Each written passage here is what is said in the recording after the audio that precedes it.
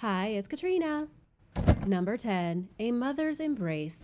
4,000 years ago, the Yellow River in China overflowed and devastated the small village of Lajia, killing most of its inhabitants. Archaeologists believe it was an earthquake that caused the river to overflow, burying the entire region in a brutal mudflow and preserving the skeletons of those who died. Because of the extreme level of preservation, many people call Lajia the Pompeii of Asia. But there is one discovery in particular from this place that has gained a lot of attention over the years. It's a woman and her supposed son holding one another in a final embrace as the great mountain of mud came bearing down on them. At first glance, it appears to be a heartwarming moment. A mother grabs her child and holds him as she can clearly see the end is coming.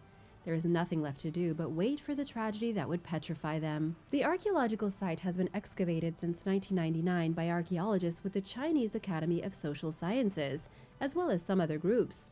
We know that the site was populated by the Qijia culture and inhabited since the earliest part of the Bronze Age. The catastrophic event that caused the whole place to be buried in mud occurred in 1900 BC. It was pretty much like Pompeii, except instead of everyone being preserved in volcanic ash, they were all preserved in a sudden flood of mud.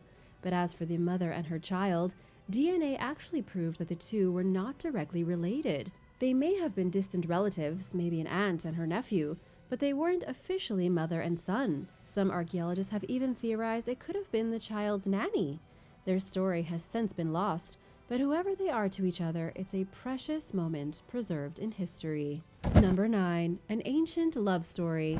Fabius Maenus was a regular guy from a Roman city in what is now Germany, except his story is one of love and loss. He lived back in the 2nd century, and when he died, his story was engraved in stone on the sarcophagus of his wife Valeria. The inscription on the ancient sarcophagus, which was found near Pavia in Italy, describes the story of how Fabius and Valeria were married and very much in love. The marriage lasted for approximately 10 years, until Valeria died at the young age of 27. But Fabius loved her so much that he traveled over 600 miles to bring his wife back to her homeland to be buried. And if you think traveling 600 miles today is annoying, try doing it 2,000 years ago. No cars, no planes, no trains, and definitely no GPS. Fabius wasn't even a wealthy person. Such a trip would have cost him whatever little money he had. It would have taken him weeks to physically travel with his wife's remains kept safe in a box the entire time. He had to go over the Italian Alps and through who knows how many obstacles. It's a tragic tale of one man loving his wife so much that he made up an excuse just to spend a few more weeks together. He could have buried her anywhere, but it's likely he just wasn't ready to say goodbye. Somebody should honestly make a movie based on this guy's story. What do you think? Number 8. King Tutankhamun's babies. The discovery of King Tutankhamun's tomb in 1922 resulted in a fascination with ancient Egypt that is still going strong today. But what a lot of people don't realize is that there were thousands of things buried with the young pharaoh, including a pair of baby mummies. But because the king himself was far more interesting, the babies and many other more mundane things are almost always overlooked, but not today. It's time to get to the bottom of why a pair of infants were buried with the famous King Tut. Researchers found that both babies were stillborn, one being only 25 weeks and the other 37 weeks. There was absolutely no chance that these babies could have survived in the world. Researchers believe the babies were from Ankhesenamun, King Tut's half-sister and wife. It should be no surprise that the pair were having difficulty conceiving when you think about their bloodline. King Tut himself was riddled with health problems, most likely because his parents were also siblings. It was like a really bad episode of Game of Thrones where everyone had club feet, genetic bone diseases, cleft palates, and were generally pretty horrible looking because of their DNA. Sadly for these babies, they were probably the only two children King Tut and his sister/wife were able to have, with their remains being buried with their father to accompany him in the afterlife. Number 7. Coffin birth. The extremely rare skeleton of a medieval woman was discovered in Imola, Italy. She lived about 1,300 years ago after the Roman Empire had already collapsed. But it wasn't the woman herself that shocked archaeologists, but rather the fact that she was found with a hole in her skull and the bones of a fetus piled at her pelvis. It's one of the only examples of what the experts call a coffin birth. Archaeologists with the University of Ferrara say the woman almost definitely gave birth to the baby after she had already died. As unbelievable as that sounds, it's true. To make matters even more bizarre, the woman may have died from a botched medieval surgery. Someone appears to have drilled into her skull as an attempt to treat some kind of disease or sickness.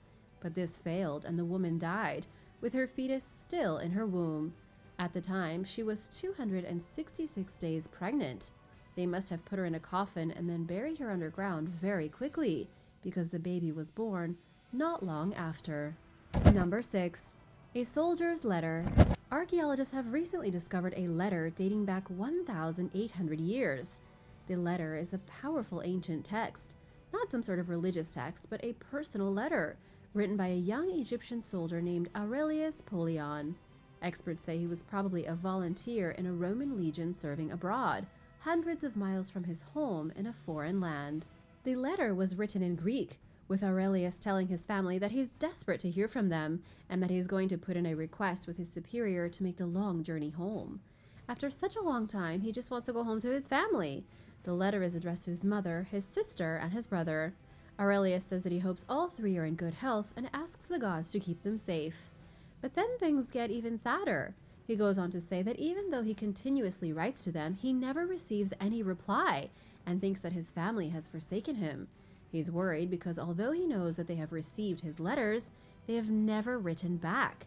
Aurelius wrote 6 letters to his family and didn't get any response. He goes on in this letter to say his family is treating him as a stranger, even though he desperately misses them and is doing everything he can to return home. So what happened? What researchers have been able to figure out is that the letter was found near an ancient Egyptian temple in the town of Tebtunis. That means the letter definitely made it home from where he had sent it in Europe. But as for what happened to his family, or why they had forsaken the lonely soldier, or if he ever made it home, there is just no way we'll ever know. How do you think this story ended? Did the soldier return home? Did his family actually abandon him? Let me know your theories in the comments below. Number 5. The first case of rickets. About 100 years ago, researchers discovered the skeleton of a Neolithic woman on the small Scottish island of Tiree. This woman became the first proven case of a person suffering from rickets in the UK. And if you ask me, it doesn't get much sadder than being the first poor sap to get rickets, or any other disease for that matter. Rickets is a rare disease that affects the bones, causing them to get soft and weaken. It is usually caused by a vitamin D deficiency. Symptoms include delayed growth, bow legs, weakness, and pain in the spine, pelvis, and legs. The woman was found in a simple burial, probably made by members of her farming community. But evidence from within her burial plot suggests that she had become so deformed by her rickets that people around her had begun to treat her differently. Archaeologists were able to figure out that she suffered from vitamin D deficiency, but because this was over 3,000 years ago, that shouldn't have been possible really. Anyone living a rural lifestyle would have been exposed to significant sunlight. What this suggests is that the woman had either been veiled in a costume or locked inside so she didn't scare people. They basically treated this woman like Frankenstein's monster, probably turning her into a domestic slave until she died around the age of 25. And it seems that it was because she had rickets, malforming her bones and turning her into what the ancient people must have seen as a freak. Poor thing. And now for number 4. But first, I want to say a big thank you to Don Valdez and Ashley House. Thanks so much for watching and supporting Origins Explained. If you are new here, welcome, and be sure to subscribe if you haven't already. Number 4. Flowers on the tomb.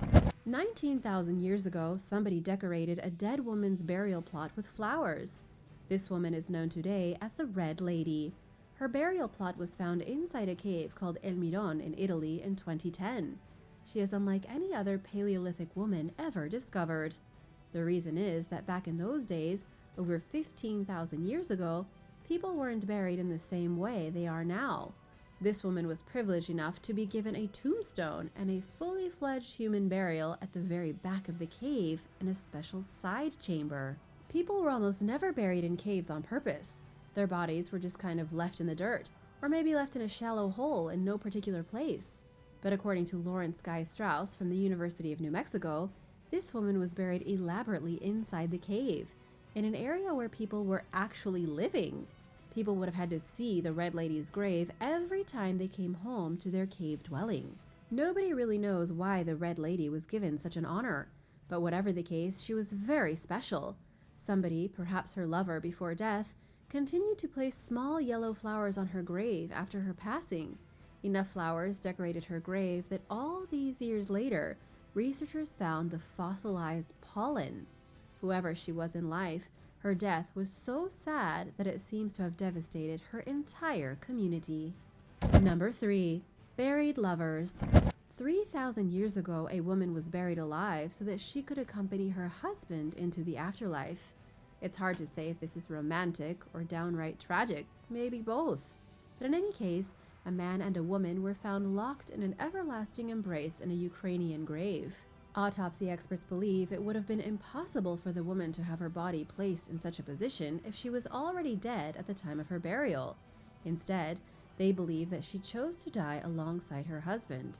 She may have been coerced by others in the community, but we don't really know. What we do know from her position is that once she was put into the grave with her husband's body, she curled up against him, fell asleep, and never woke up.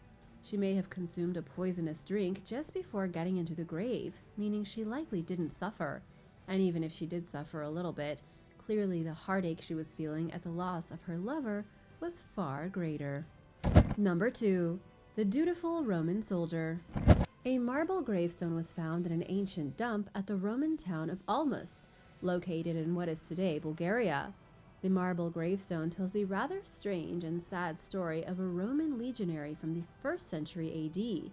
From what experts have been able to put together, based on the few lines on the gravestone, the soldier was with the army for 44 years. That's much longer than the typical 25 years of service. The gravestone itself was created by the soldier's freed slave. He was apparently so thankful for being given his freedom, along with the entire inheritance of his former master's property, that he went through the trouble of making the gravestone for him. It's impossible to say just what the relationship between the soldier and the freed slave was, but researchers believe there may have been something else going on here. Not only did the soldier give him his freedom, he also gave him everything he had ever owned in his life. And the freed slave must have also felt something for the soldier, seeing as he made him a fancy gravestone. He could have just picked up and left with all of his money, but he stuck around to see that his name would be remembered. Number 1.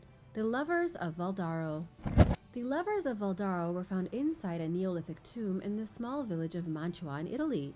It was archaeologist Elena Maria Menotti and her team who discovered the two skeletons locked in a traditional lover's embrace, grasping one another and staring deep into their empty eye sockets. They appear to have been gazing into one another's soul at the time of death, about 6,000 years ago.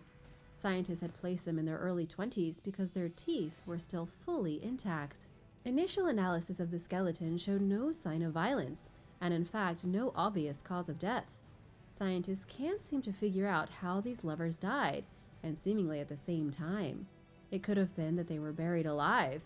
They may have run out of air while holding each other, looking into one another's eyes as they slowly stopped breathing and life slipped away. Thanks for watching! Which discovery did you think was the saddest? Let me know in the comments below, and remember to subscribe if you haven't already. See you next time. Bye!